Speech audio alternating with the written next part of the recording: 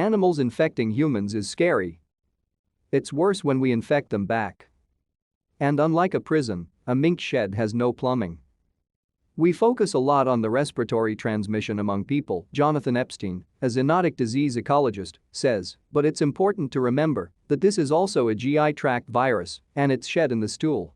While we flush our own infected excreta down porcelain toilets, the excreta of mink collects under their cages in dank mounds in which coronavirus can remain infectious for days, long enough to be aerosolized when farmworkers shovel it away. It's probable that the factory farm conditions that minks are subjected to make them especially susceptible to microbial pathogens. Notwithstanding their undeniably adorable exteriors, alert, wide-set eyes, dainty, partly webbed paws and long furry bodies, mink are not sociable herd animals like cows, sheep, chickens and pigs, who have been under human domestication for thousands of years, exchanging microbes back and forth with one another and with us. They are solitary, meat-eating predators, unaccustomed to life in intimate proximity to other individuals. Just how the stress of crowding affects mink is unknown, though it is thought to suppress their immune systems. Farmed mink are famously vulnerable to pathogens such as distemper and influenza. Mink farmers must pump them up with vaccinations to keep them alive for the handful of months it takes for them to grow thick fur. To stay up to date with latest top stories, make sure to subscribe to this YouTube channel by clicking the button above this video.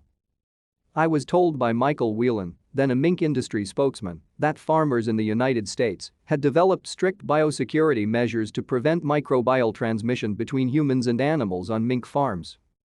Livestock operations, such as poultry farms, for example, often require that workers wear Tyvek suits, masks, and booties and shower in and shower out of the fully sealed sheds where captive animals are kept. And yet many of the mink farms I visited in Utah didn't even have adequate fencing around their borders.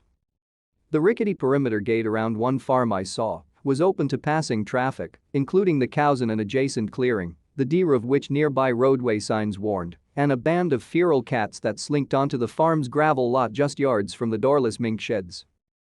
Unlike in Europe, health officials in the United States did not conduct active surveillance on mink farms for coronavirus, relying instead on mink farmers to self-report outbreaks. Publicly, industry representatives said they took the risk of coronavirus incursions seriously, but privately, many were almost dismissive about the threat the virus posed. One mink farmer, Joe Rueff, described coronavirus in mink as a non-event when we spoke by phone. The industry trade group, Fur Commission USA, called it a supposed public health threat in an email to its members that was leaked to activists and shared with me. And when word got out that I was visiting Utah mink farms, Fur Commission USA sent out a security alert to its members with a photograph of my rental car and its license plates. Do not let her onto your property and under no circumstances allow her near the mink sheds, it read, because any pictures or documented cases of ranches that are not following the recommended biosecurity protocols could damage our efforts to defend the U.S. producers. As a relatively small industry that sells most of its animal products overseas as garments rather than as food, mink farms have escaped most regulatory oversight. Federal laws that pertain to animals, like the Animal Welfare Act and the Humane Slaughter Act, do not cover animals on fur farms. Few states require mink farms to be licensed or inspected, none require veterinary oversight. Like most states, Utah has no regulations on fur farming at all. Even the minimal containment strategies devised for infected mink farms proved difficult to implement. In Utah, mink farmers were fairly resistant to having anyone come onto their facilities, the Utah State veterinarian Dean Taylor told me. In internal correspondence acquired through public records requests, Utah Health Department officials discussed an infected farm that the department was not permitted to access even for testing. Unregulated, secretive mink farms, Han says, are not that different, if you think about it, from these captive wildlife farms that we hear about in Asia.